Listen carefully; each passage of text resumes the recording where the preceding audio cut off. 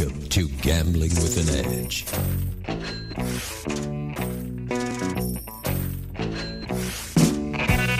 And now, here are Bob and Richard. Good afternoon. Welcome to Gambling with an Edge. I'm Bob Dancer. And I'm Richard Munchkin. Our guest today is Zach Elwood, who writes on Poker Tells. Zach was last on our show in November of 2015, and today returns discussing his new book, Exploiting Poker Tells. We'll be talking to Zach in a few minutes. Beginning January 11th, yesterday, if you pick up the show when it posts, 4 poker pros are taking on an artificial intelligence bot in Pittsburgh. About a year ago, 4 pros beat an earlier version of this bot developed by the Carnegie Mellon University over the course of 20,000 hands. This time, the length of the battle will be 6 times as long, taking place over 3 weeks. The players are in a free roll. If they can pull off the win, they receive $200,000. Last time, I bet Richard a whole $10 that the players could beat the bot. He quickly accepted. I lost and paid up. This year, with 20 months to improve the bot. Wait, you said that backwards. You said that backwards. You bet on the bot, and I took the players. That's correct. I did bet on the bot, and I lost. This year, with 20 months to improve the bot, I'm predicting the bot will win. I want to bet against the players, and I'm offering 2-1, my 20 versus your 10. Do you want that bet, Richard? Oh yeah, absolutely. I'll take it again. I think that the machines are coming, but I don't think they're there yet. So I will happily take the bet. And also, I don't know if the format was the same last time, but they're playing it duplicate style, which means the players will have the computer will play in one room against one player, having the same hand going on in another room where the cards are reversed. So like duplicate bridge works that way, where you're playing the same cards. So that I think that's really interesting and should be very telling. Earlier this week, there's a group in Alberta, Canada, that claimed Heads Up, No Limit Hold'em is now a solved game, and they've proven it against top human competition, although not as top as the 4 players playing this week. It was written up in Engadget.com, spelled Engadget, and it is the same team that claimed Limit Texas Hold'em Heads Up was solved 2 years ago. This is not the same group as at Carnegie Mellon. I suspect the teams are competing with each other and not collaborating, but that's speculation on my part. Top players believe the day is coming when the bots will beat the players, but basically Richard and I are betting whether that day has happened yet. All right. Right. Richard posted an article recently on Twitter and Gambling with an Edge Facebook about an article in an online site called casinos.org, and explains how great casino surveillance is. The article makes it sound like whatever players can possibly throw at the casinos are smart enough to detect it and to prevent you from succeeding, except maybe not so much online. Richard, what did you make of that article? I think anytime you know an awful lot about a subject, when you see that subject in a movie or in the news or whatever, you realize that a lot of reporters just don't do their homework, and they really have no idea what they're talking about. And to me, the article read like this guy just got fed a load of propaganda, and he just ate it up with a spoon, and loved it. They made it sound like the casino was going to catch you when you woke up in the morning, even thinking about beating the casino. They were so smart, and I just found the whole thing laughable. I just don't put a lot of credence in what I read or see anymore. I remember when I suffered that kind of loss of illusion about 60 Minutes, which I used to think was just such a great show. And then, about 10 years ago, they did a story about internet gambling, and I realized, boy, they just, if their journalism can be that shoddy about what they had to say about a subject they do a lot about, then it made me really skeptical about whatever else they cover. So, anyway, I didn't think much of the article. I found it amusing, actually. Yeah, I thought I didn't know whether the guy was drinking the Kool-Aid from he talked to a casino surveillance guy or the manufacturers of some of these various products. There are products out there that companies will sell casinos to prevent a certain kind of cheating, and they have all these fancy lists on their PowerPoint presentations. So it looks like he got that PowerPoint presentation and read off those points as though it was gospel. Yeah, and I also thought it was funny that on the Facebook page, one of the responders was a casino pit boss who said, if this technology is so great, how come every time I call surveillance and ask them about something, they say, oh, we don't quite have the right angle, we can't really see the cards. Oh, well, let's go on. Let's talk to our guest. Zach Elwood has been playing poker professionally or semi-professionally for more than 11 years. He specializes in reading tells and has just released his third book about it. If you like what you hear today, you may want to check out 2 interviews with him on this show in October and November of 2015. Zach Elwood, welcome back to Gambling with an Edge. Hey, guys. Thanks for having me. How is your new book, Exploiting Poker Tells, similar, and how is it different than your earlier 2 books? And I just want to correct first that it's not out yet. It'll be out maybe in another month or so. So say that first. But be out soon, though. Okay. And to answer your question, so my first book was Reading Poker Tells, and it was a book about mostly the physical side of the game or of poker tells. My second book, Verbal Poker Tells, was focused on obviously the verbal things people say at the table. And this one is kind of a more in-depth look at how the practical side of using tells. So it has a lot of hand histories. It goes into hands that I've played and hands that I've observed, and talks about, what were the factors in the hand that led to, it being a good idea to base a decision on the tells or the behavior, as opposed to just saying this tell means that or this tell means this. It's an attempt to really break down the factors that can lead to a decision being influenced in a hand, and it can be pretty complex. It's not a lot of poker tells authors or people that write about these things. Sort of like your casino security. It's like they paint a very simplistic portrait of it, and and I've been a little bit guilty of that too, because it's really hard to write about this stuff in detail. So this is an attempt to really delve into like the details of a hand and talk about like the board texture and a player's past history and how that, how their behavior, ties in with all that stuff. Does this book supersede your earlier books and combine everything that was in them into one, or is it in addition to, or has your thinking through the couple of years changed on how you look at things, or how does it all fit together? Yeah, it's more of a trilogy, I'd say, and I don't really plan on doing much more book-wise on this stuff. So it's kind of like the completion of the trilogy, because I think a lot of the things from the first 2 books come into play in this one, but it's I don't go into as much depth as I do on the concepts. So I think that's why I think it's more of a continuation and talking about some of the concepts I talk about in the first 2 books. And I think my thinking about my understanding of this stuff has gotten a lot better since I wrote my first book.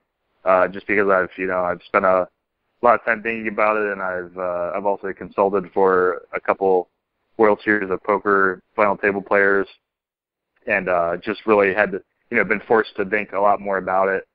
And I think one of the big things I've, the big themes I've seen that I read about in this book is the idea that you can break up poker players into two major groups. You can break them up into non-aggressors, people who are checking and calling, or you can break them up into the aggressors, people who are betting.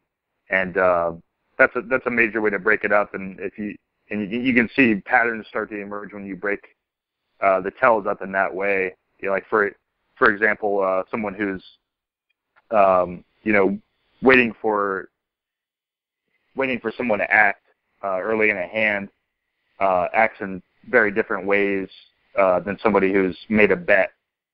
Like has somebody who's a non-aggressor might have tells of defensiveness, not wanting someone to bet, acting defensive, and that's a very different kind of behavior than someone who's made a big bet and it's either bluffing or comfortable because they're betting a strong hand.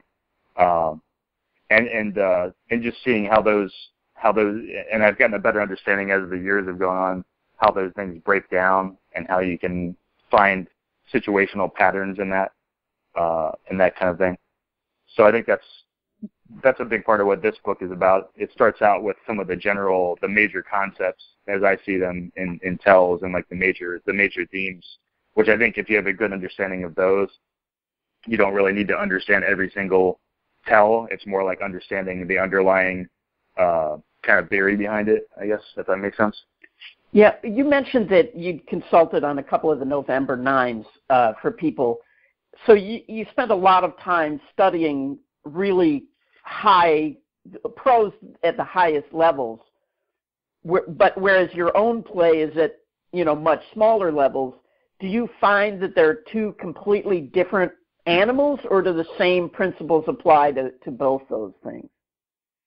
Yeah, I think the same principles apply. It's more just a matter of degree. I mean, the World Series of Poker final table, the main event final table, is just such a unusual event, and especially because you have the players have 3 months to prepare for it before they play the final table. So you're looking at people who, most of them are good to start out with. I mean, especially these days, like most of the people who reach that point are professional or professional level, and then you have 3 months to prepare for it. So the people at the final table are very stoic for the most part, especially the last few years.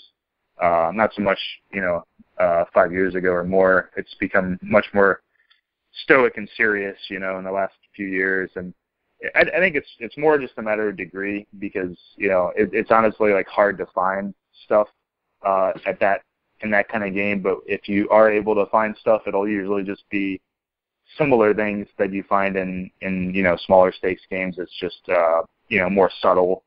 For example, like one thing I found a few years ago, or at least think I found in the final table in 2013 when I was working that year, was one player that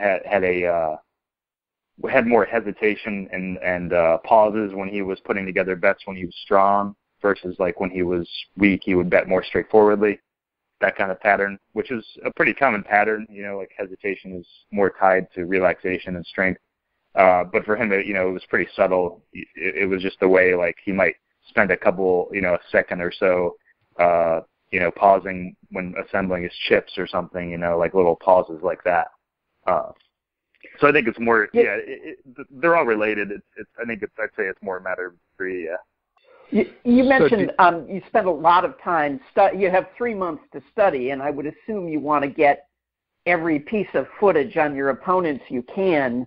Where do you go to get footage on the opponents?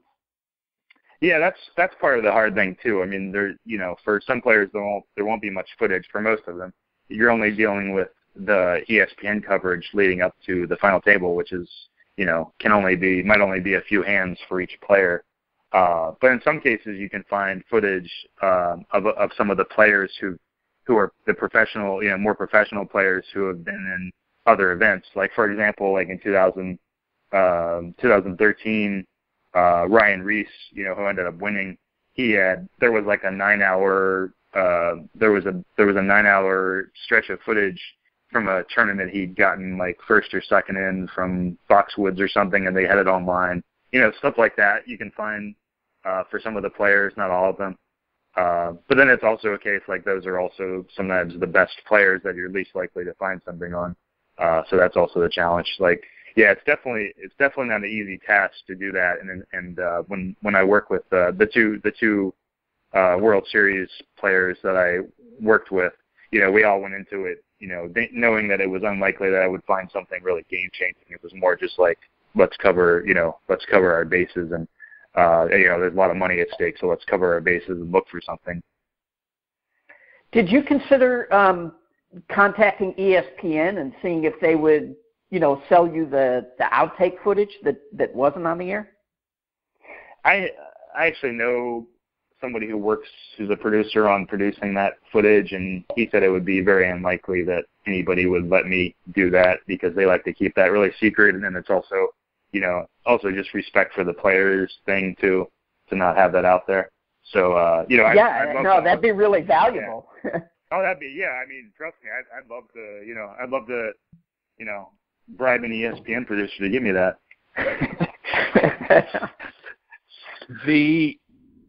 Do you think you found anything that was useful to these players that helped them in the November 9 event itself? Yeah, I have a couple testimonials from both of the guys I worked with on that, and they said they both said something similar. It was like, theoretically it could have paid off, but in the way it played out, it didn't. And that's to be expected because, like I said, you go into it, even if you find something that you think is valuable, it may not show up at all. There may not, and first of all, there's not much post-flop play. In the final table, it's a lot of, raises and re-raises pre-flop, and most of the hands end there. So, a lot of the tells, even if you think you have a pattern, it's unlikely that it's going to come up enough where, the person I've worked with is going to be in that situation where it'll be useful. But yeah, so they both said something similar, which I wasn't surprised at, where it was like, it could have been useful if things had played out differently, but the way it played out was not useful. But it was also valuable for them too, even apart from tells, because one of the things I do is assemble footage, to study the footage, and they're looking at that footage that I assemble for them and studying it, not just in a behavioral way, but also just, getting a sense of how they're playing too strategically. So it was also, some of the value was in that too, just having the video that I assembled in the hands and doing the research on the players. During the November 9, each of the 9 guys have a whole bunch of railbirds in the Penn and Teller Theater. So there's some people who are just there for the event, but each guy has his own crew, so to speak. Mm-hmm. Were you part of the crew, and was there anything you could do at the event itself that was useful? I wasn't. Yeah, I wasn't actually on the rail. We actually found it more practical for me to be remote. I was actually in a hotel room both times in a hotel room with some computer stuff hooked up so I could play back stuff and look at stuff. And it was also best, I think, because it's it was just determined to be the best option versus me being there and then trying to notice stuff live and taking notes and not having access to as much computer playback kind of stuff. And then I would also we had Skype groups going on, so I could Skype thoughts to the person I was working for, his team, and then every once in a while they would take a break and look at any thoughts I had, which were not frequent. It was more like if I thought I saw something that was interesting, I would say it, and we had already talked about previous patterns that could be possible. So if I saw something that was related to that, I would bring it up. So on this year's World Series, if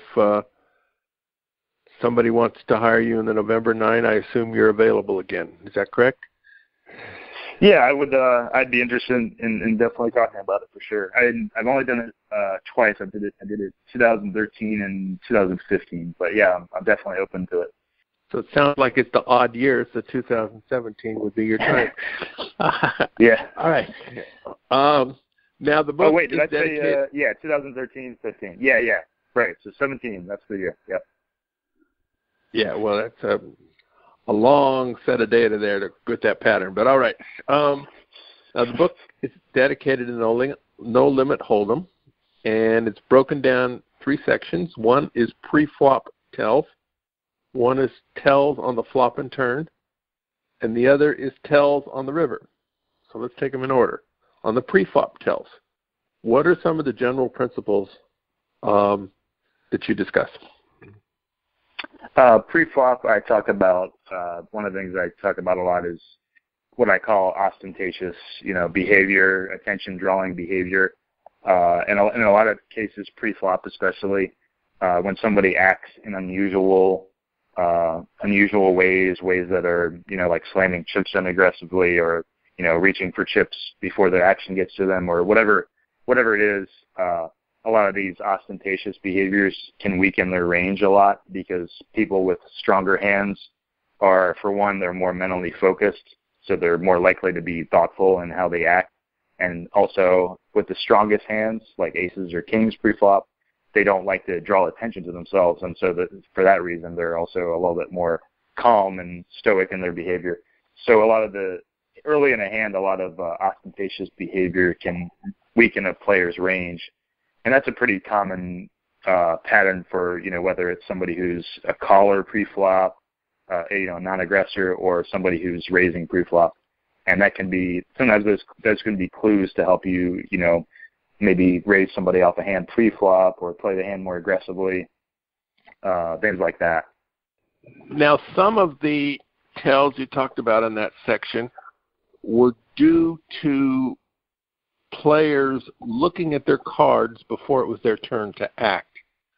And if you were observing what players behind you are doing, that helps you. So my question is, what percentage about would tells go away if players simply didn't look at their cards until it was their turn? Well, that's there's positives and negatives to looking at your cards early or later. I actually look early because one of the negatives to looking later, in my opinion, is if you look when the turn gets to you, you don't have as much time to think about the situation or your hand, and you're also kind of put on the spot where people are most likely to be noticing you at that spot. Whereas if you look earlier, nobody's really paying attention to you. So I think as long as, I think it's good to look early. It also helps you formulate a little bit of a plot and let you know if you're even going to be interested in playing and helps heighten your awareness. But I think it's okay to look early as long as you are aware of like some of the things you could theoretically be giving away behavior-wise. Like you said, like I talk about some tells that involved, kind of defensive tells from somebody who's who looks at their cards early and then puts a card holder on their chip on their cards really aggressively, and those kind of tells are, again, ostentatious tells can weaken their range and make it unlikely that they'd be doing that with aces or kings or something like that because they'd be acting in uninterested ways or something. I think it's good to look at your cards early as long as you have a good idea of the things you could be giving away. And I think the school of thought kind of varies. I mean, there's definitely super experienced players who you can find very experienced players arguing for both looking early and looking when it's your turn. I've seen examples of both. But I think they have positives and negatives. You mentioned that looking at the cards for a long time is a sign of weakness. Mm-hmm. Yeah. Do you want me to talk about that a little bit? Sure, yeah. So I wrote about that in the first one too, and I go into a little bit more detail about that. Like I talk about a tournament I played where I won the tournament, the guy I was heads up with, it was a small tournament. It wasn't a big one. It was like $100 one or something. But the guy, had the habit of staring at his cards for a couple seconds, his whole cards for a couple seconds when he was, weak or medium strength pre-flop. So it was just a clue. If he put his cards down immediately, I would know to be more cautious. And if he looked at his cards for a couple seconds, then I would be much more comfortable about raising him or 3-betting him if he had raised, things like that. So, and I think for some players it's a very valuable clue, and it's just related to, it's mainly just because with strong hands, when people look down at strong hands, they have an instinct to put it down immediately. They don't want to stare at it or draw attention to it, so there's an instinct to just put it down immediately. And then when they have weaker hands, that instinct is not there, so they just end up staring at the cards for a few seconds, And I think that's mainly how the pattern is explained, and so it can help you when you do see it, and ideally you should be, correlating it first, noticing it first to be true for a specific player before you act on it. But if you do see it happening, showing up for a player, that can be a very valuable clue to, play more aggressively when they're looking for a while pre-flop or slow down if they look immediately, things like that. Okay, so we talked about pre-flop. The next section was tells on the flop and the turn. How are these different from the pre-flop tells? Yes. Well, the flop is obviously, post-flop's obviously different because, you define your hand so much on the flop. So it's actually pretty difficult to get a read pre-flop because most people are so ambivalent about their hands. Most people don't care whether they get action or not unless they have, unless they have aces or kings, then they really want action, or unless they're running a huge bluff or something with total garbage. But because hands are so close pre-flop, it's pretty tough to get reads. And then then the flop comes and things get defined a lot more, but there's still a lot of ambiguity because on the flop you can obviously have strong draws that are just as strong as made hands, and you can have very weak made hands that are, you can have an overpair that still feels quite vulnerable. So it's kind of, it can be quite hard to get a read on the flop as well. I'd say most of the strongest reads can happen on the turn and river where the hand's a lot more defined, and so people have more feelings about things one way or the other. So yeah, I grouped it in the flop and turn. It was kind of a rough grouping. Mainly, I wanted to separate the river from the flop and the turn because the river is so different because it's action ending and you're either bluffing or you're not bluffing and you bet, things like that. So the flop and the turn section, it's kind of it's a lot of similar things that I talk about in my first book. Just going into more detail, it talks about somewhat about the ostentatious behavior that I talked about pre-flop, where sometimes you can rule out the strongest hands because a person's acting in a way that they probably wouldn't act in an agitated or ostentatious way if they were at the very top of the range. They'd be more focused, mentally focused. They'd be more stoic, things like that. Then I go into some verbal things too that are fairly common, like calling for a card, which sometimes people do jokingly, but still they can contain some information. When somebody shouts out like, "Oh, I want an 8" or something. Then there's let's see, what else we talk about. So when somebody does that, when they say, "Give me an 8," and the 8 hits, is that something to worry about, or is that not something to worry about? Yeah, it's and I talk about that kind of thing in verbal poker tells in a lot more detail, but it's basically like, people like to tell the truth a bit, but they don't want to tell the direct truth. So a lot of calls for cards like that, or are going to be a little bit of truth, but not that much. So for example, like one example I think I give in the book is somebody calling for a jack or something, and or they call for a jack on the flop before the turn comes, and the jack comes, and my interpretation was the jack wasn't the card they actually needed. It was a card that would give them a good draw. So the jack would have given them an open-ended straight draw, basically, which is quite fitting with how a lot of those tells show up. It's like someone is kind of saying it in a joking manner, slightly truthfully, but also, deceptively too. And that's how a lot of those things show up. So usually if a guy says, give me an 8, and the 8 hits, usually it's not going to mean he just got a set. Yeah, exactly. Which is not surprising. Like, yeah, you guys probably would guess that most people aren't going to, with a pocket 8s, they're not going to say, give me an 8. Because they don't want to, they don't want to draw attention to it. They don't want to kill their action if they do hit. For all those reasons, and most of it'll be done in a playful way. I think it can happen. The less likely it becomes that their hand will. The less likely it becomes that their hand would hit or would win, the more likely they might do it with like a pair of deuces or something. They might say like, give me a deuce, and might actually have deuces just because they know. It's obviously such a long shot, and it's unlikely to, it's less likely to win than a high set, for example. But most players are not going to do that. Right, makes sense. Or not very often. Everybody would tend to recognize that pattern rather quickly. Yeah. Okay. Right. Tells on the river. How are they different? Yeah, so I broke that up into its own section because river tells are just so much different than the rest of the tells, really.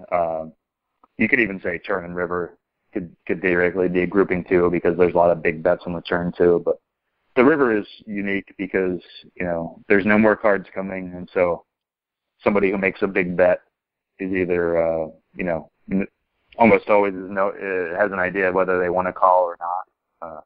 So therefore the behaviors are much more polarized between relaxed and tense. Whereas on the flop, when somebody makes a big bet, they may be kind of ambivalent because they might still hit a draw or something, So by the river, though, it's much more polarized, which makes those kind of reads more possible. And that's why, like, a lot of the tells in the earlier sections are about non-aggressors and kind of like tells of laziness, somebody just not really being focused and kind of giving information away, like, calling for a card is a good example. Just things like that where people are just kind of leaking a little bit of information and not really caring that much. And on the river, that doesn't really happen. Players are much more focused. They're much more focused on trying to win the pot. And so it's more about, the tells in that section are more about like, is this guy tense or is he relaxed? Those kinds of tells. And, most tells you get from players making big bets are going to be tells of relaxation because, it's pretty easy sometimes to tell when somebody does something unusual that it would be very unlikely for them to do if they were bluffing, whereas it can be quite hard to get a tell of weakness from a player making a big bet just because most people just act stoic in general when they're making big bets. So somebody who's bluffing kind of acts in the same way, the same stoic way.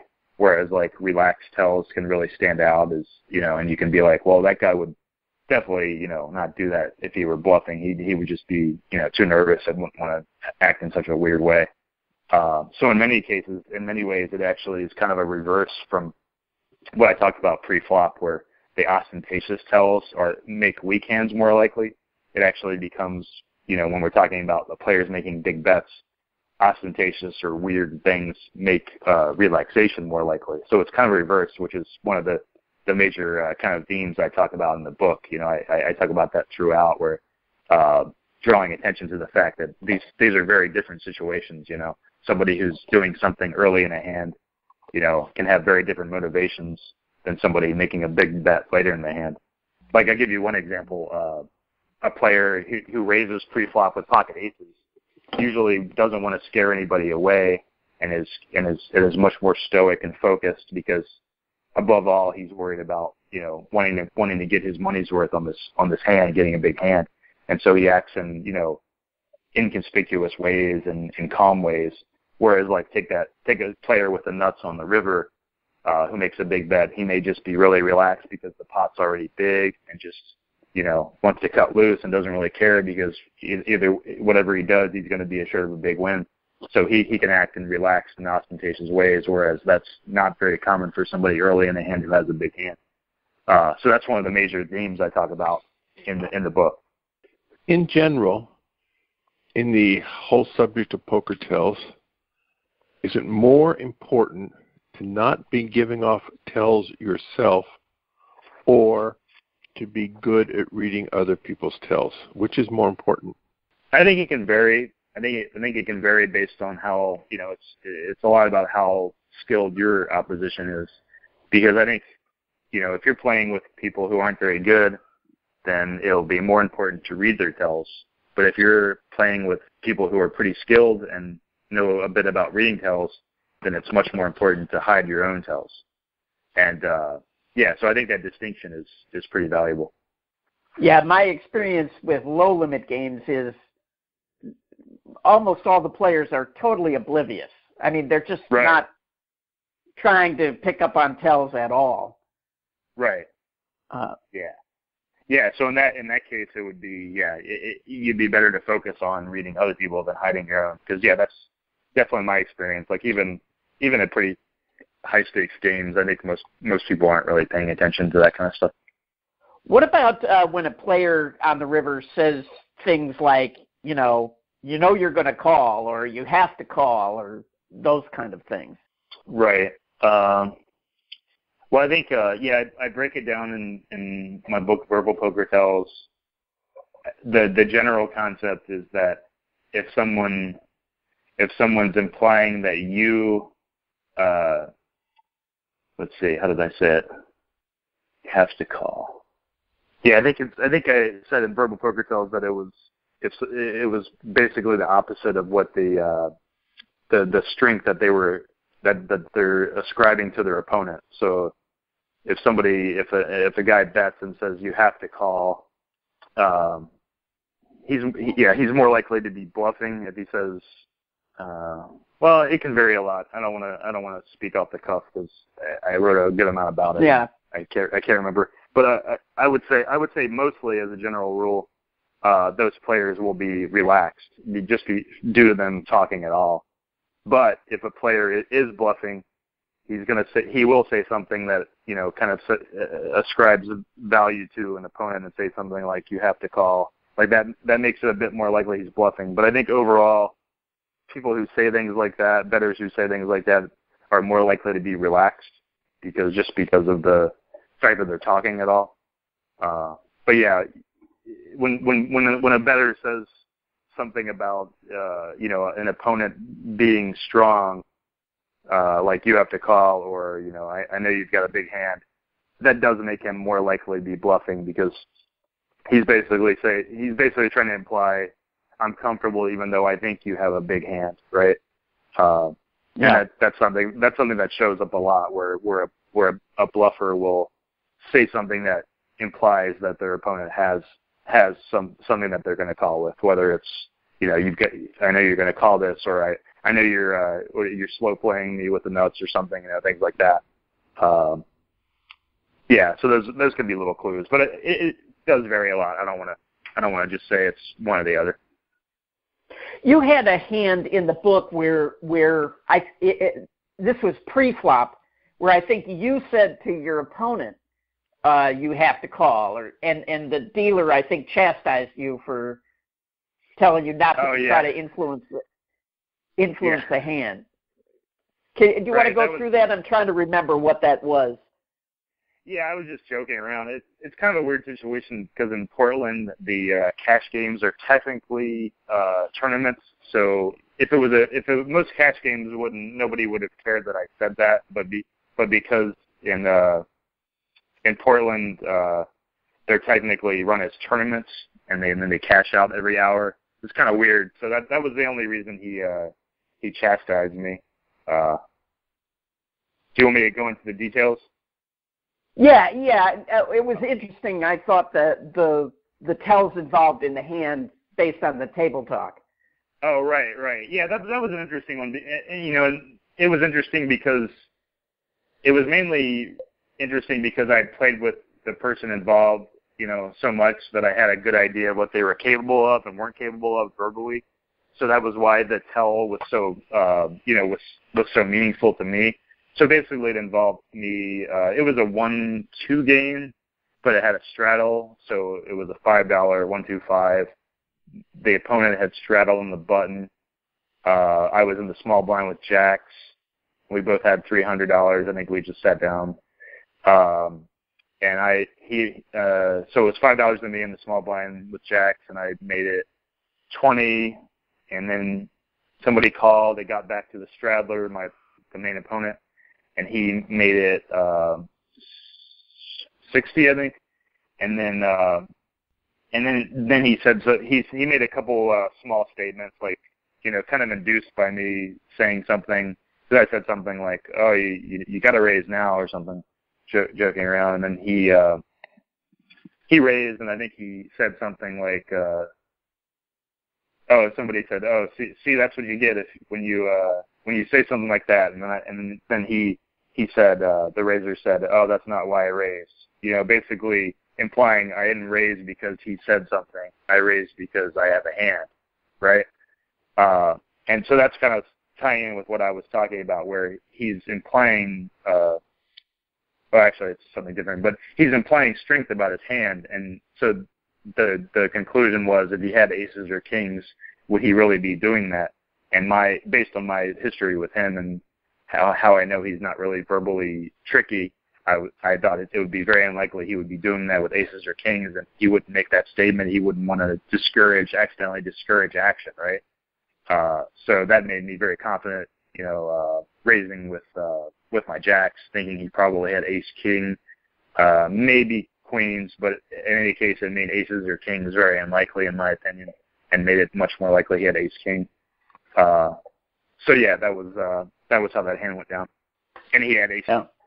All right, we're talking to Zachary Elwood about his new book called Exploiting Poker Tales.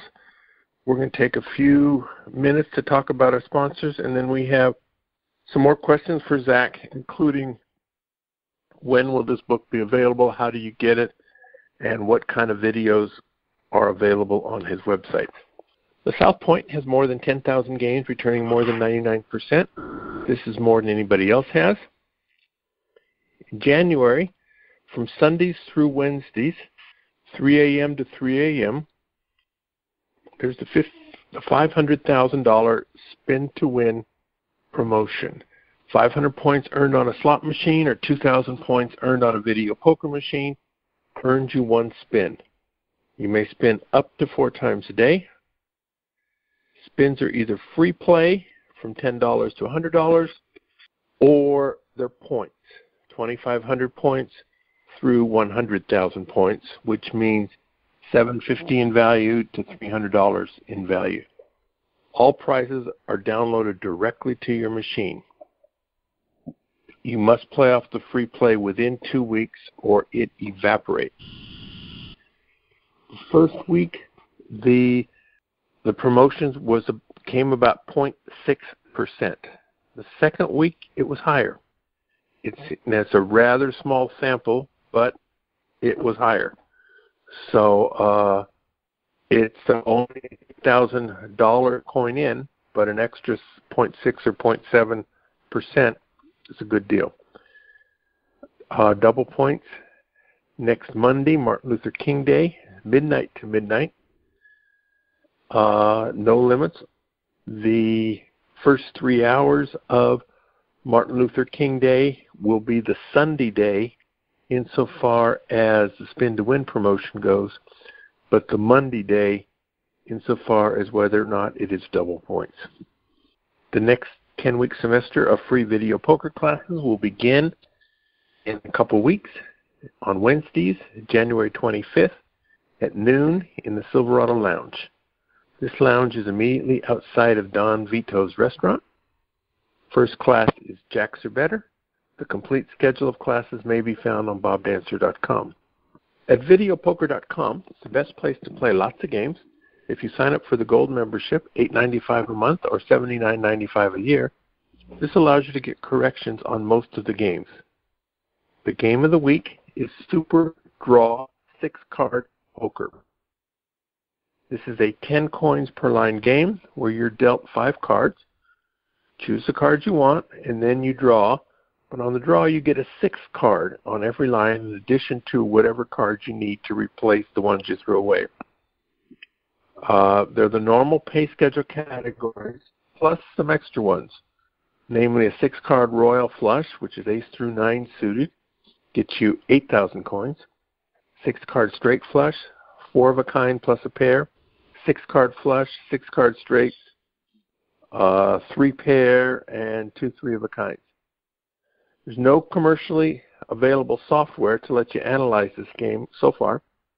So those of you who are capable of creating your own have a big advantage over the rest of us. All right, let's go back to Zach Elwood on his talking about his book, Exploiting Poker Tells. All right, now you sent Richard and me advanced copies of this book, for which we thank you. And although you did say something about we had to put up our firstborn sons as security against us sharing any of the book before the show. Now, I have no sons, so Richard put up both of his. Yeah. Now, so I thank Richard for that. Now, when will the book be available for purchase? I'm hoping it will be available beginning of or mid-February. I'm putting the final touches on it now and hope to get it out to the printer beginning of February to be ready mid-February. And so I assume it will be printed copies and electronic copies of various sorts, or just print? Yeah, it'll be print and ebook. I'll have it'll be available on Amazon, Barnes & Noble, and the ebook will be available at first, at least on my site, readingpokertells.com. But if you want paperbacks, it'll be on Amazon. Around February, middle of February. Now, what can people find on your website, readingpokertells.com? I've got a blog on there. I've got my books, those products. I've got that's pretty much it. And then I have links to my readingpokertells.video site where I've got my video series. But yeah, I've got a bunch of blogs and book reviews and stuff in my blog area at readingpokertells.com. All right. How much of that site is a free site, and how much of it is there a paywall for some of the videos or anything? Oh, the Reading Poker Tells video costs money, the series, and you can purchase a lifetime subscription, which I'll keep adding to. There's about I think there's 22 10 to 15 minute videos on there right now, analyzing cash games and tournaments. And then I have if you want to get a sense of the kind of videos I make, you can check out my YouTube channel, which is free, obviously. It's just, if you search Reading Poker Tells on YouTube, you can find it. And a lot of people like those videos a lot. The ones on my Reading Poker Tells video series are interesting because they use a lot of the same players. I use footage from a Chicago area game, actually, Windy City Poker, and they videotape their games, tournaments, and cash games, and I used a lot of footage from that game, which is kind of interesting because it gives me a chance to build up reads on some players and stuff like that. Yeah, I would think it'd make you want to go to Chicago to play. Yeah. There's some good games in Chicago. I said that the main downside is the rake is pretty large because of it. They're technically have to be run as charity events, and so they give a lot to charity. But yeah, which is good, but it also cuts into the rake. Well, they do have casinos with poker in Chicago, and just over the border in Indiana. Yeah, just over. Yeah, I think they're just right outside of town. That's right. Yeah, the ones I do the video for are actually in Chicago, so they are technically charity run. Yeah, but they have casinos. Yeah, not in driving distance, right? Yeah, Yeah. One of our more entertaining guests who comes on periodically is Lyman, and he has a whole bunch of videos on Live at the Bike of thousands and thousands of videos. I would think if you wanted videos of poker players with potential tells, that would be a wonderful site to go to as a source of tapes. Yeah, for sure. Right. Those guys are great. Yeah, Live at the Bike is good stuff. I didn't know you'd had Lyman on before. Yeah, I don't know if you heard he got kicked off of Twitter, unfortunately.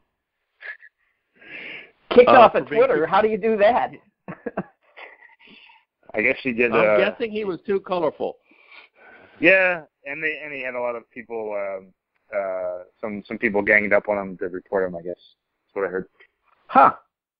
It's funny because I follow him on Twitter. I didn't realize he was gone. So I just learned about it a few days ago. I was kind of shocked. Yeah, too bad. Yeah. Well, I'm sure he can always get back on under another email address or whatever. Well, yeah, pretty distinctive. He said he's kind of done with it. I talked to him and he said he was kind of done with Twitter. He was too angry about it, or thought it was stupid to get back on or whatever.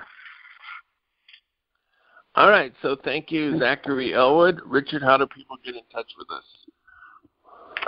First of all, we encourage your questions. You can send them to us at gamblingwithanedge@gmail.com or post them on our Facebook.com/gamblingwithanedge on our site there, or you can tweet them at me at RWM21. You can get the show delivered to you automatically every week. You can sign up to do that at gamblingwithanedge.com or iTunes, Stitcher, YouTube, wherever you normally get your podcasts. And you can find an archive of all the old episodes at bobdancer.com. All right.